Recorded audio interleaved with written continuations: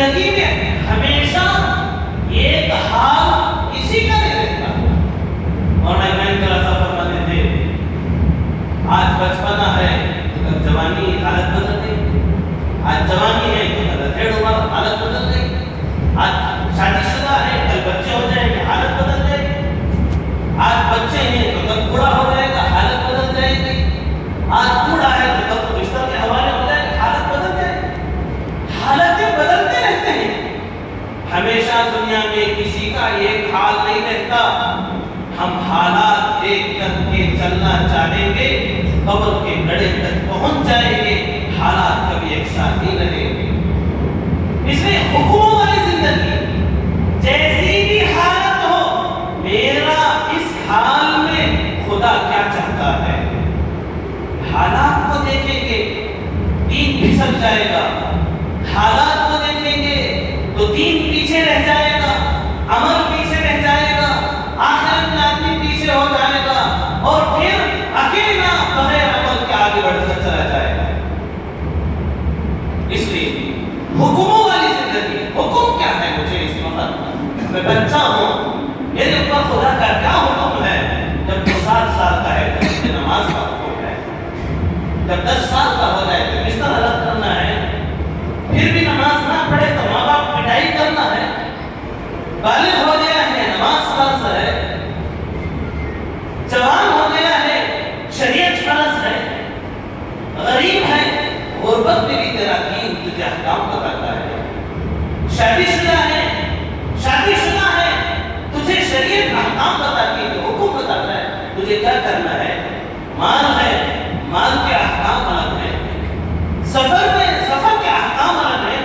حضر میں ہے، حضر کے احکام الگ ہیں. شریعت احکام بتاتے ہیں. تم بستی میں ہو 4 رکعت نماز پڑھو، سفر میں ہو 2 رکعت نماز پڑھو. پانی ہے وضو بنا کے نماز پڑھو، پانی نہیں ہے تیمم کر کے نماز پڑھو. بیمار ہو کھڑے نہیں ہو سکتے بیٹھ کے نماز پڑھو، بیٹھے نہیں ہو سکتا شریعت حکم بتاتی ہے کہ لیٹ کے نماز پڑھو. رمضان کا مہینہ ہے، سفر ہے، روزہ نہیں رکھ سکتا، شریعت حکم بتاتی ہے کہ تم روزہ چھوڑ سکتے ہو اس سفر کے اندر. مال ہے، زکات نکالو، شریعت حکم بتاتی ہے. ایسا نہیں کہ بھائی نماز کا وقت تو ہو گیا، ہماری حالت تو اس وقت بڑی مجبوری کی ہے، پانی نہیں ہے کیا کریں گے، حالت ٹھیک نہیں ہے نماز چھوڑ دیے.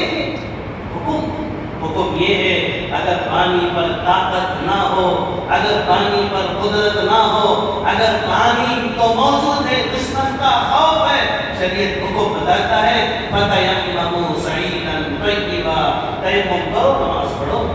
بات مٹی پہ تیمم کرو نماز پڑھو. آپ کو پانی کے لیے بور ڈالنے کی ضرورت نہیں، پانی کے لیے گڑک بھرنے کی ضرورت نہیں. نماز کا وقت ہوتا جا رہا ہے اور آپ کے پاس پانی نہیں ہے، شریعت کہتی ہے فَتَيَمَّمُوا صَعِيدًا طَيِّبًا، تیمم کرو نماز پڑھو. نماز مت چھوڑو، پانی کی وجہ سے نماز مت چھوڑو. اس لیے میرے دوستو حکموں والی زندگی کے ساتھ سب سے بڑا حکم نماز ہے. نماز کو بنانا ہے. نماز اللہ تک پہنچنے کا راستہ ہے، اللہ کو باتیں کرنے کا طریقہ ہے. دھیان والی نماز، خشوع والی نماز، دل کے ساتھ نماز، توجہ والی نماز کب پڑھیں گے؟ اتنے سال گزر گئے ابھی تک نماز کا خیال ہمارا صحیح نہیں ہے. خیال نماز میں اگر نماز کی طرف نہیں ہے تو پھر وہ نماز تو صرف اٹھک بیٹھک ہے.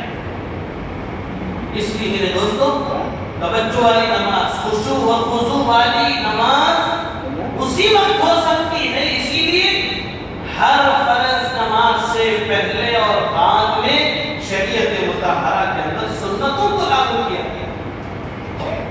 سنتیں تاکہ ہمارا فرض جب ادا کر پورے خشوع و خضوع کے ساتھ. نماز کا وقت ہو گیا، بتایا گیا کہ نماز کے لیے چل کر کے جاؤ. اذان اسی لیے دی جا رہی ہے کہ نماز کی طرف آؤ.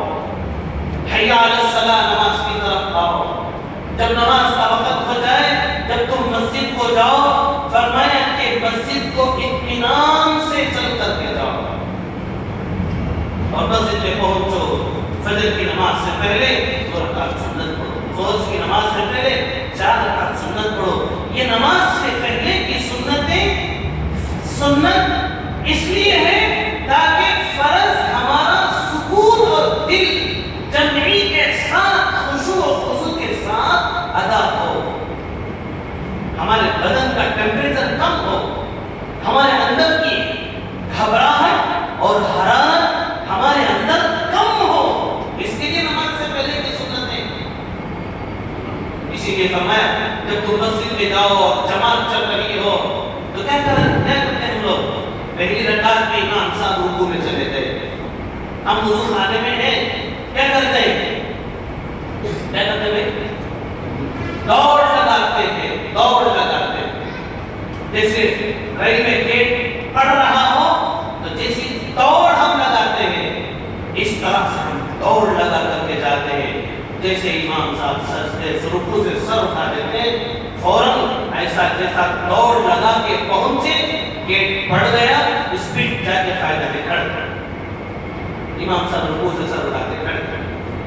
اب اس کی لنگی بھی کھل جاتی ہے، ناڑا ڈھیلا ہوتا ہے، اسے کھکارنا بھی آتا ہے، اب تھوکنے کے لیے جاتا ہے، لنگی درست کرنے کے لیے جاتا ہے، پانی پینا یاد آتا ہے، پھر وہ کچھ سیدھا کرتا ہے، بال، کنگھی، داڑھی، ٹوپی، پھر اس کے بعد جب امام صاحب 2 سجدوں سے فارغ ہو کر اٹھ کے رکعت بات کر کے پھر رکوع میں جاتے ہیں، جیسا تراویح میں ہوتا ہے، رکوع سے پہلے پھر اطمینان سے نماز میں شامل ہوتے ہیں۔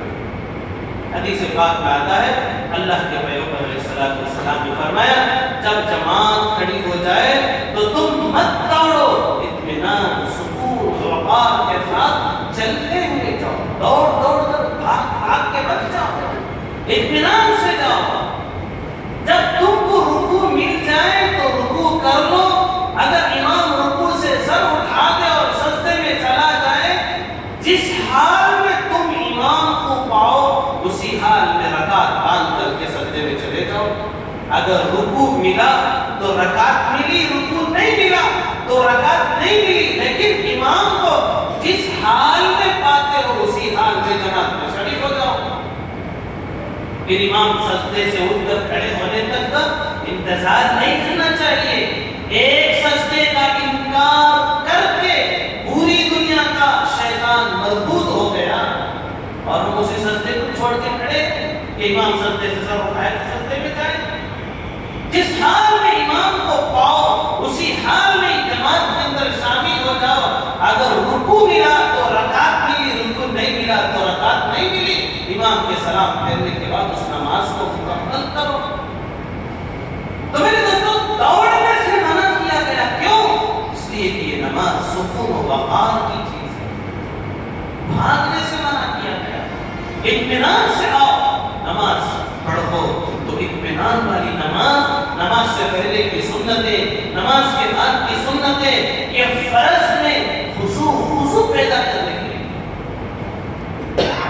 اس لیے میرے دوستوں ہم محنت کرنا، راتوں میں اٹھنا، اپنی نمازوں کو درست کریں گے، نماز کو لازم کریں گے، نماز کو ضروری سمجھیں گے، پھر اللہ سے تعلق نصیب ہوگا۔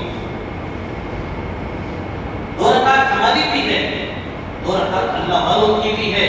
ہماری 2 رکعت والی نماز بھوسے کے وزن کے برابر ہے اور اللہ والوں کی 2 رکعت کی نماز سونے کے وزن کے برابر ہے۔ نماز میں فرق ہے، وہی رکوع، وہی سبحان ربی العظیم، وہی سبحان ربی الاعلیٰ، وہ بھی پڑھتے ہیں، ہم بھی پڑھتے ہیں، ہمارے اور ان کے وزن میں بھوسے اور سونے کا فرق ہوتا ہے۔ اس لیے میرے دوستو احکام والی زندگی، پوری زندگی احکام والی گزارنا اور احکام کو سیکھنا۔ احکام کو سیکھے بغیر حاصل نہیں ہوتا، احکام کو پہچاننا، کون سا حکم کب ہم کو کس وقت کیا حکم دیا جا رہا ہے، احکام کو